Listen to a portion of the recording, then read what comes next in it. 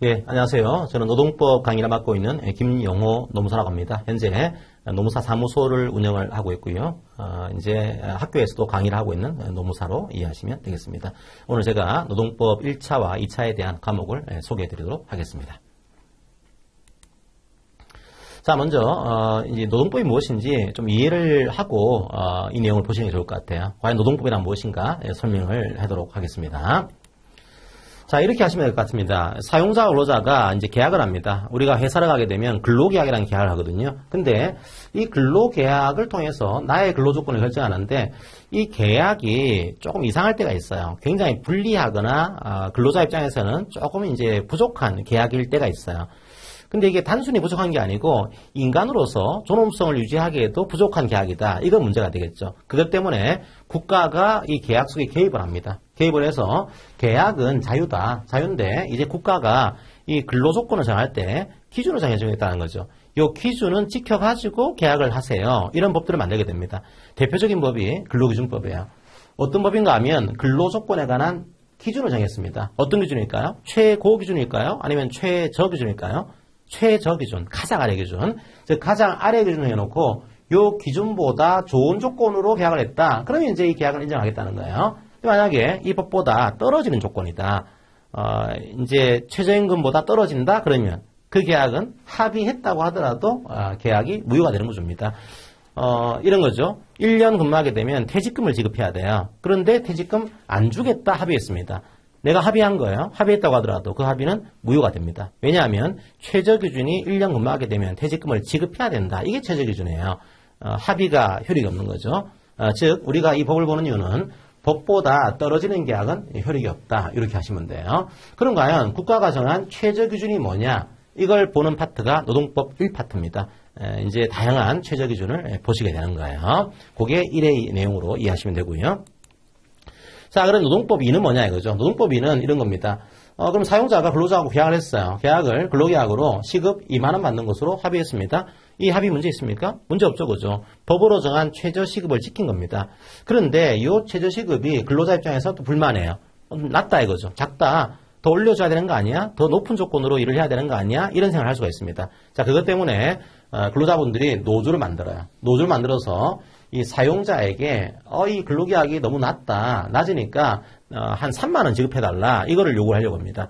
자, 그걸 요구하기 위해서 노조라고 하는 단체가 사용자에게 단체 교섭을 요구를 해요.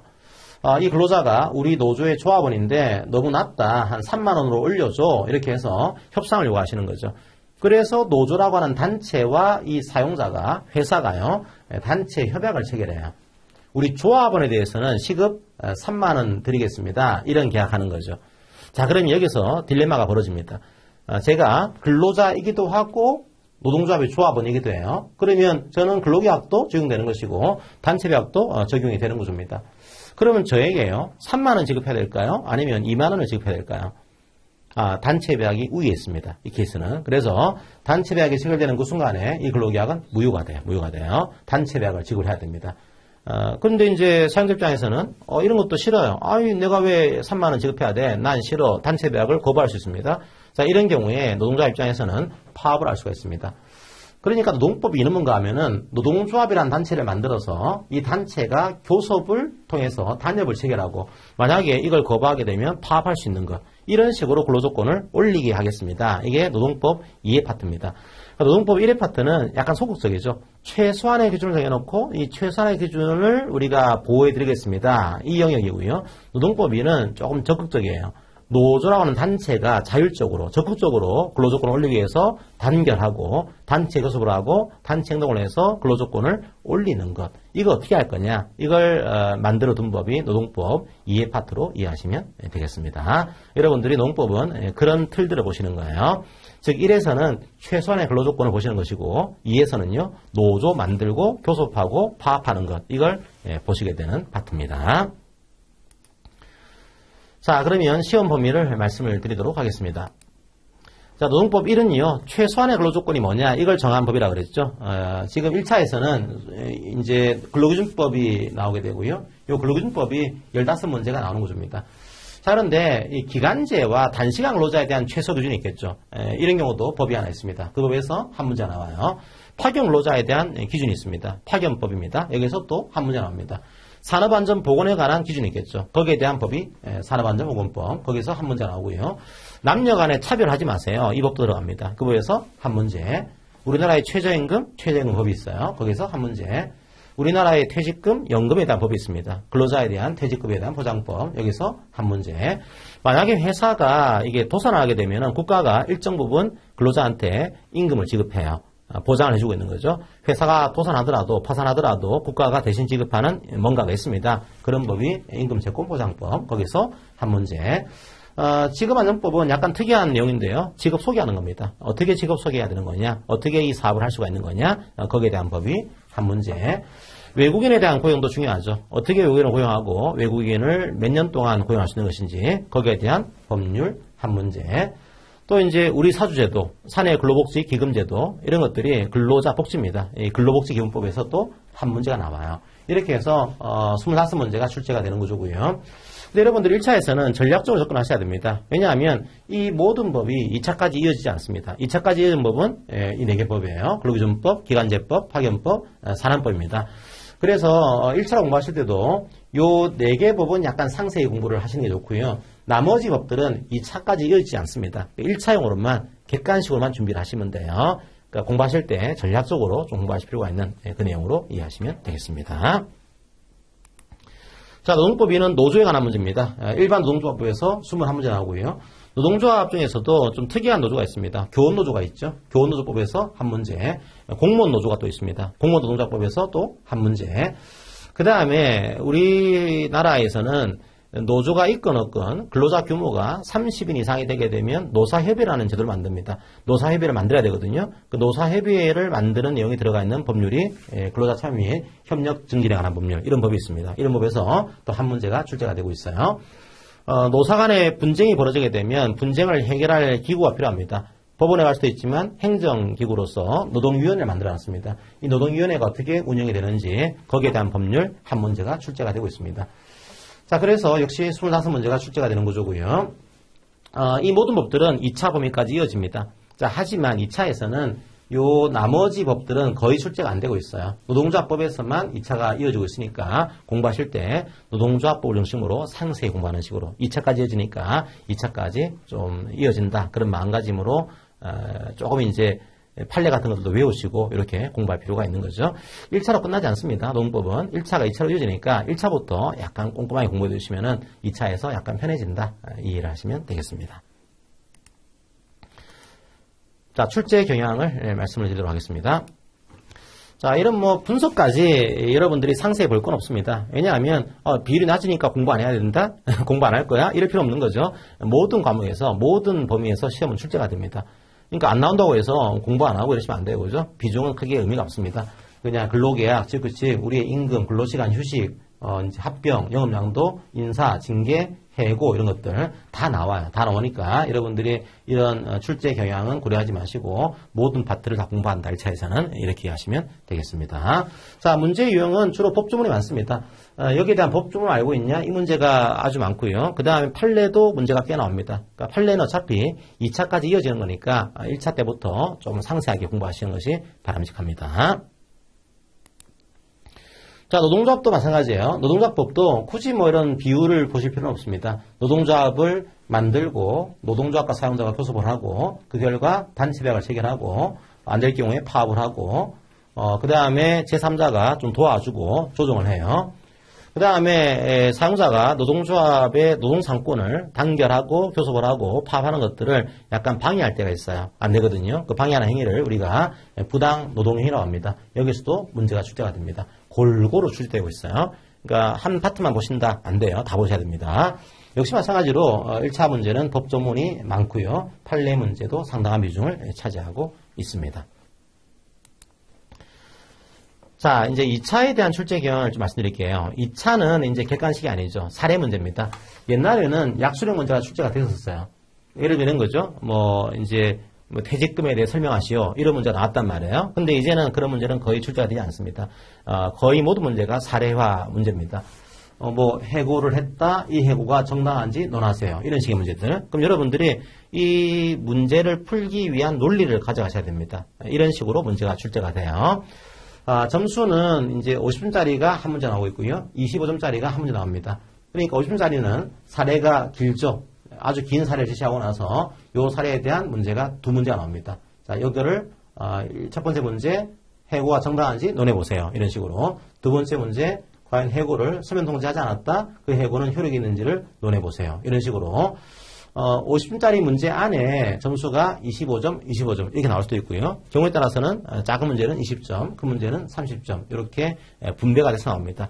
그러니까 큰 틀에서는 50점짜리가 전체가 나오는 게 아니고 이 사례 문제 속에서 작은 문제가 두 개가 들어간다. 25점짜리, 25점짜리 혹은 20점짜리, 30점짜리 이렇게 들어가는 형태로 이해하시면 되겠습니다. 그 다음에 작은 문제가 25점짜리 문제가 출제가 되고 있습니다. 이게 이제 1교시에 이렇게 문제가 나오고요.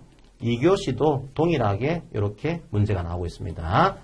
그러니까 1교시에 75점, 2교시에 75점 이렇게 출제되는 것이 노동법 문제 이해하시면 되겠습니다.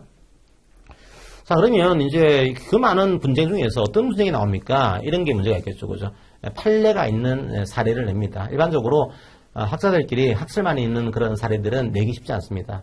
왜냐하면 채점하기도 어렵고요. 경우에 따라서는 여기에 대한 문제에 대한 시비가 나올 수가 있습니다. 그것 때문에 주로 판례가 존재하는 쟁점이 출제가 된다. 그리고 판례가 있다고 하더라도 나름대로 중요한 쟁점을 찾을 수 있는 것들, 그 문제 중심으로 나오고 있으니까 2차에서는 판례 중심의 공부를 할 필요가 있습니다. 어떤 판례가 나오는가 하면 옛날부터 중요한 판례가 있습니다. 아주 클래식한 전통적인 판례가 있거든요. 이런 판례도 나올 수가 있고요.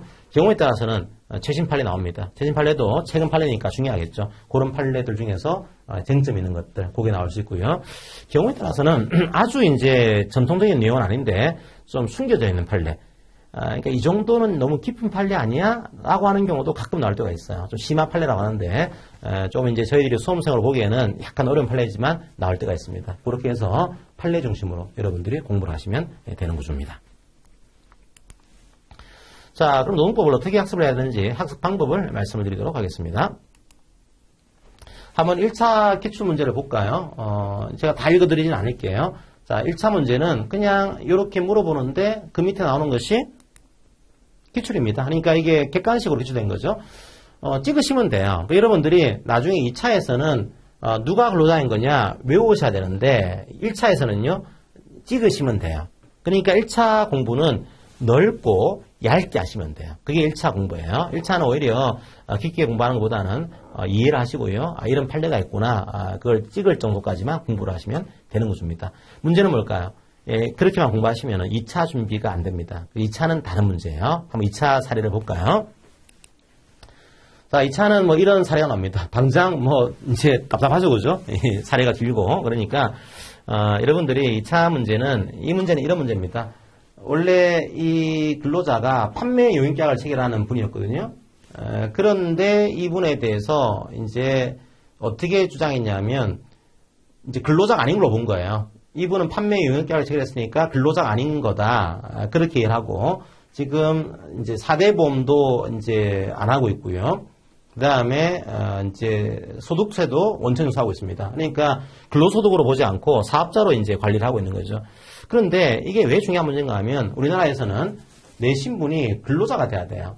자, 근로자가 되면은 각종의 노동법을 적용하는 구조입니다. 하지만 제 신분이 근로자가 아니게 되면은 노동법을 적용하지 않는 구조예요. 그러니까 이분은 지금 회사가 근로자로서 지금 관리하고 있지 않은 겁니다. 그런데 이분 입장에서는 나는 근로자인 것 같아. 계약은 판매 용역계약이지만 근로계약을 체결하는 걸로 봐야 되지 않을까? 이런 걸 주장하신 거죠. 그래서 문제를 이렇게 냅니다. 갑이 과연 근로자인지 논해보세요. 이 문제예요.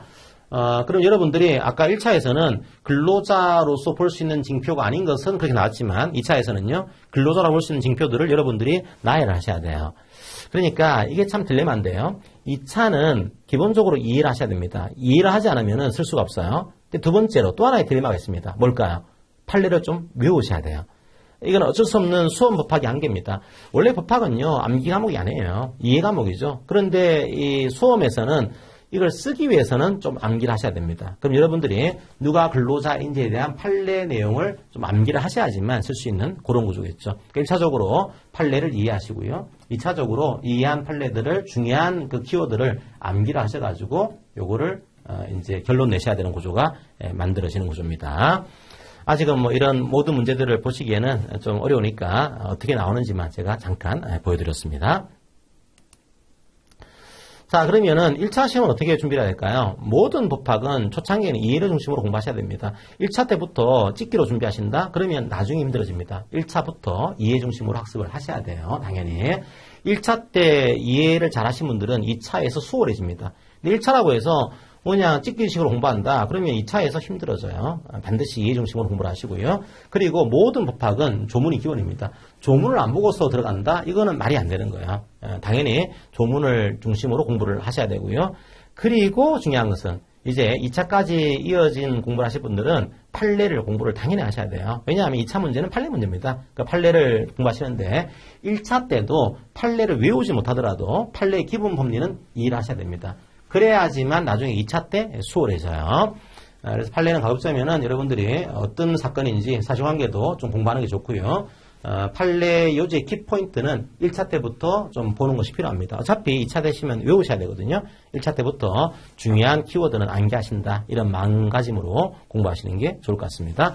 자, 그런데 어떤 분들은 동차를 준비하세요. 이게 동차를 준비하시더라도 나중에 1차 시험 막 이제 직전에는요 1차를 공부하셔야 돼요. 왜냐하면 기본적으로 1차를 합격하셔야지만 2차를 볼 수가 있습니다. 너무 이제 동차하신다는 마음가짐으로 하시다가 막판에 1차를 놓칠 수가 있거든요. 그것 때문에 심일정 막바지에는 문제풀이를 좀 올인할 수 있도록 하는 것이 필요할 것 같습니다.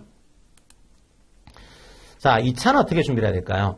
2차는 1차하고 다릅니다. 1차는 넓고 얇게 보는 거예요. 하지만 2차는요, 깊게 보는 겁니다. 좁게, 깊게.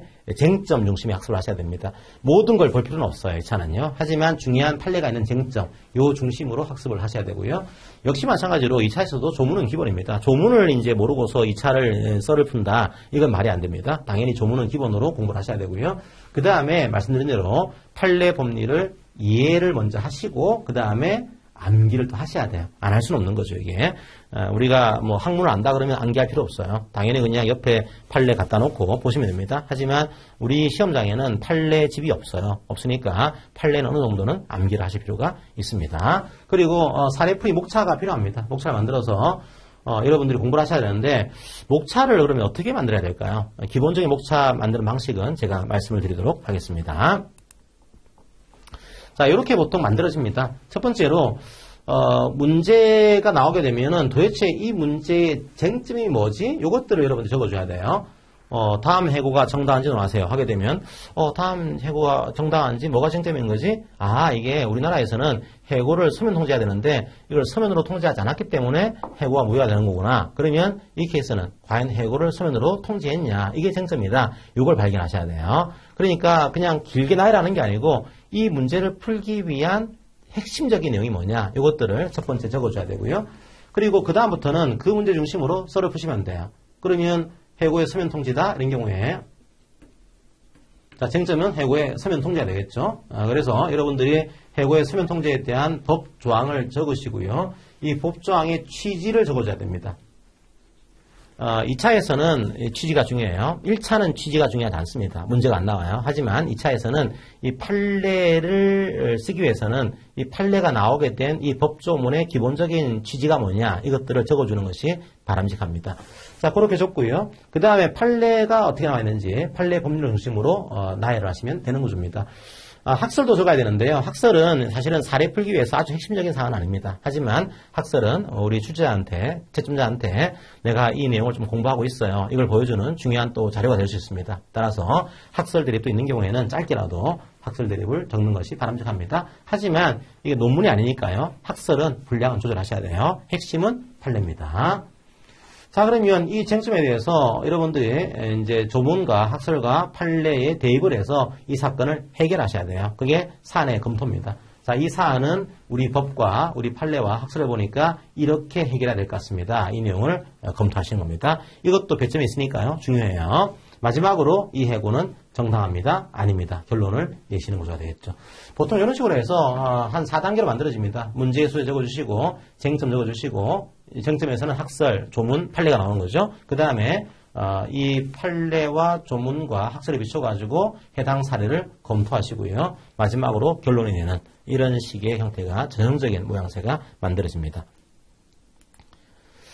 자, 이제 노동법에 대한 이 커리큘럼과 교재를 안내해 드리도록 하겠습니다. 자, 첫 번째 1차는요, 이제 8월부터 12월까지 지금 진행이 되고요. 교재는 한 권으로 끝낸 노동법 1, 그리고 노동법 2로 공부를 하게 됩니다. 기본 이론을 설명하는 식으로 강의가 될 거고요. 그리고 기본 이론에 대한 강약 조절을 하면서 공부를 하셔야 됩니다. 기출문제를 당연히 풀어야 돼요. 이 교재에는 거의 뭐 10년치 넘은, 이제 공무원 시험, 공인노무사 시험, 사법시험 문제가 다 들어가 있어요. OX로. 그래서 여러분들이 이 교재에 있는 OX만 정확하게 이해하시더라도 1차 노동법 때문에 떨어졌다 이런 소리는 안 하실 거예요. 다 들어가 있으니까. 기출만 정확하게 보시더라도요 80점을 맞을 수가 있습니다. 그래서 여러분들이 제가 문제를 설명하고 기본으로 설명하고 기출문제를 설명을 드리도록 하겠습니다. 그리고 매 수업 때마다 그 전에 했던 것들을 다시 한번 정리를 해드리면서 복습을 조금씩 해드립니다. 이 과정만 성실하게 하시더라도 노동법에 대한 기본적인 이론은 배울 수가 있을 겁니다. 1차 준비는 거의 이것으로 마무리하셔도 관계없어요. 물론 객관식이 남아있죠. 자, 객관식은 이제 마지막 시험 보기 직전에 3월부터 한 4월까지 시험 일정에 따라서 좀 달라질 수는 있습니다. 어쨌든 간에 시험 보기 직전에 이제 문제풀이를 합니다. 문제풀이는 객관식 노동법으로 이제 교재를 하게 되고요. 이게 문제 풀기 전에 이 파트에 대한 핵심적인 내용들은 요약을 해드립니다. 당장 문제를 푸는 것도 중요하지만 이 문제가 나오게 된 이 이론적인 내용들을 다시 한번 반복을 해드리는 거죠. 그리고 문제를 풀이야 합니다. 한 법당 한 문제당 이제 1분의 시간을 주어집니다. 가급적이면은 시간을 좀 짧게 해서 문제를 일단 시간 맞춰서 풀어보고 제가 설명드리는 식으로 진행을 하게 될 겁니다. 마지막으로 파이널 반이 있습니다. 파이널 반은 이제 법조문을 쭉 훑어보는 거예요. 자, 우리나라의 근로기준법, 노동조합법, 혹은 노동조합법 시행령, 시행규칙 이렇게 해서 법조문을 한번 쫙 점검을 해드리고요. 관련된 법조문에 관련된 판례들을 요약해서 정리를 해드립니다. 그러니까 이 파이널 반만 또 쫙하게 들으시더라도 지금까지 배웠던 것들을 한번 이제 스킵하면서 정리할 수 있을 거다 이해하시면 되겠습니다.